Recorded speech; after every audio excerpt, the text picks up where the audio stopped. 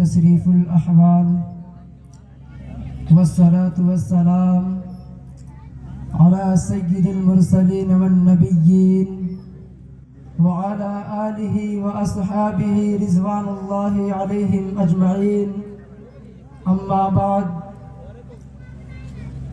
فأعوذ بالله من الشيطان الرجيم بسم الله الرحمن الرحيم أولئك الذين امتحن الله قلوبهم للتقوى لهم مغفرة وأجر عظيم وقال رسول الله صلى الله عليه وسلم إن الصلاة تنهى عن الفحشاء والمنكر بين العبد وبين الكفر ترك الصلاة صدق الله مولانا العظيم وصدق رسوله النبي الكريم مقتل کی طرف اب جاتے ہیں اے موت تیرے لب چوم کے ہم مقتل کی طرف اب جاتے ہیں اے موت تیرے لب چوم کے ہم لے جام شہادت پیتے ہیں ساقی کی ادا پہ جھوم کے ہم شمع یقین کے پروانے شعلوں سے محبت کرتے ہیں ہم شمع یقین کے پروانے شعلوں سے محبت کرتے ہیں اے عزیز ہماری راہوں سے ہٹ ہم موت کی عزت کرتے ہیں ہم موت کی عزت کرتے ہیں عزیزان گرامی مہربان نجوم ہدایت و جان ترانے ماہی رسالت اللہ تبارک و تعالیٰ کا احسان عظیم یہ ہے کہ حق تعالیٰ نے ہمیں اس متبرک و منور مجلس میں بیٹھنے کی توفیق دی بہت دنوں سے قلب میں آرزو و تمنا تھی کہ آپ حضرات کے روبرو نماز کو موضوع گفتگو بناؤں اور اس مقصد کو سامنے رکھ کر لب کشائی کی جسارت کر رہا ہوں اور میں اپنے آپ کو بہت ہی خوش نصیب سمجھتا ہوں کہ آپ جیسے معظم و مکرم حضرات کے مابین لب کشائی کا موقع ملا اللہ تعالی ہمیں سما سے زیادہ عمل پیرا بنائے خالق السماوات والارض نے امت مسلمہ اور اپنے حبیب محسن کائنات صلی اللہ علیہ وسلم کو بے بہا نعمتوں سے نوازا اور ہمیشہ تحفوں سے سرفراز فرماتا رہا ان نعمتوں میں سے ایک اعلیٰ وارفہ تحفہ نماز کا تحفہ ہے اس متبرک تحفہ کی فضیلت روزے روشن کی طرح آیا ہے اللہ تعالیٰ نے حج کو فرض پر نازل فرمایا روزہ کو فرض پر نازل فرمایا ایمان کو فرض پر نازل فرمایا زکوٰۃ کو بھی فرض پر نازل فرمایا تمام احکام کو فرض پر نازل فرمایا لیکن جب نماز کی باری آئی تو رب کائنات نے اپنے محبوب محسن کائنات صلی اللہ علیہ وسلم کو فرمایا کہ ہم آپ کو ایک قیمتی تحفہ دینے والے ہیں یہ تحفہ بہت اعلیٰ ہے یہ تحفہ بہت عرفہ ہے اور اعلیٰ وارفہ شیخ کو اعلیٰ ہی جگہ عطا کیا جاتا ہے لہٰذا نماز کو عرش الہی پر بلا کر عطا کیا گیا برادران اسلام توحید اور ایمان کے بعد انبیاء علیہ السلام نے نماز کو اہمیت دی ہے نماز کی تلقین کی ہے قرآن میں جگہ جگہ پر اقیموا الصلاۃ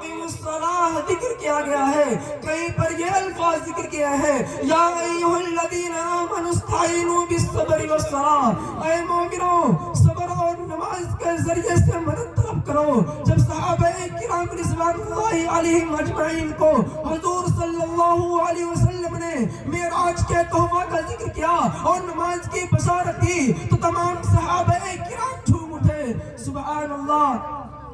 اب تو نمازوں کے ذریعہ ہم ہر مشکل آسان کر دیں گے نمازوں کے ذریعہ ہم ہر مشکل آسان کر دیں گے اب تو ہمیں خدا سے مانگنے کا واسطہ اور وسیلہ مل گیا اب 5 وقت کی نماز ادا کریں اور 500 نماز کا ثواب ملے نماز جنت حاصل کرنے کا ذریعہ ہے نماز رضائے الہی حاصل کرنے کا وسیلہ ہے نماز رسول کی محبت حاصل کرنے کا واسطہ ہے کسی شاعر نے کہا دل میں ہر ایک انسان کے حسرت ہے جہاں کی دل میں ہر ایک انسان کے حسرت وہ باغ جہاں سر کو جھکانا بھی ملے گا۔ عزیزان گرامی، کوئی متقی نماز کے بغیر متقی نہیں ہو سکتا، کوئی ولی نماز کے بغیر ولی نہیں ہو سکتا، کوئی قطب نماز کے بغیر قطب نہیں ہو سکتا۔ حضور صلی اللہ علیہ وسلم نے بھی نماز ادا کی، صحابہ کرام نے بھی نماز ادا کی، تابعین نے بھی نماز پر دعوت کی، تابعین نے بھی ترک نماز نہیں کی، ائمہ مجتہدین نے بھی نماز کو پکڑے رکھا، اولیاء کرام نے بھی نماز کو اختیار کیا۔ کوئی بتا دو کسی نبی نے نماز ترک کی اور نبی بن گیا ہو؟ کوئی ولی نماز کے بغیر ولی ہو گیا ہو؟ کوئی قطب نماز کے بغیر قطب بن گیا ہو؟ کوئی ابدال نماز کے بغیر ابدال بن گیا ہو؟ کوئی امام نماز کے بغیر امام بن گیا ہو؟ آپ بتا ہی نہیں سکتے، اس لیے کہ عمل محبوب عمل ہے۔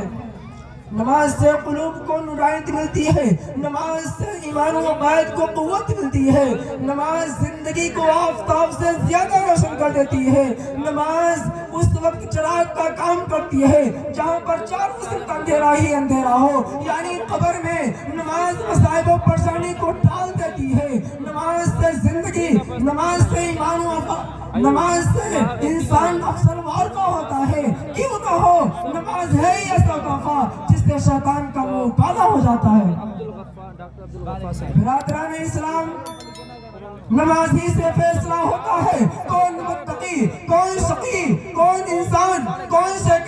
شیطان، کون مسلم، کون غیر مسلم، یہ امتیاز نمازی سے ظاہر ہوتا ہے۔ میں بغیر حوالے کے بات نہیں کہتا، مشکوٰۃ شریف اٹھاؤ، 7 نمبر 58 پر دیکھو، حضرت جابر روایت فرماتے ہیں کہ محسن انسانی صلی اللہ علیہ وسلم نے ارشاد فرمایا، بین العبد و بین الکفر ترک الصلاۃ، بندے اور کفر کے درمیان صرف نماز کا ترک کرنا ہے۔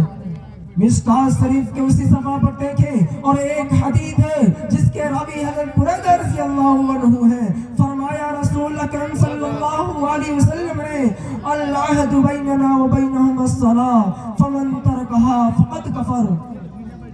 ہمارے اور منافقین کے مابین عہد ہے، وہ نماز ہے، جس کو ترک کیا گویا اس نے کفر کیا۔ حضور پر نور صلی اللہ علیہ وسلم نے دوسری جگہ ارشاد فرمایا، من ترک الصلاۃ متعمدا فقد کفر۔ ہمارے اور منافقین کے مابین عہد ہے، وہ نماز ہے، من ترک الصلاۃ متعمدا فقد کفر۔ آج کے دور میں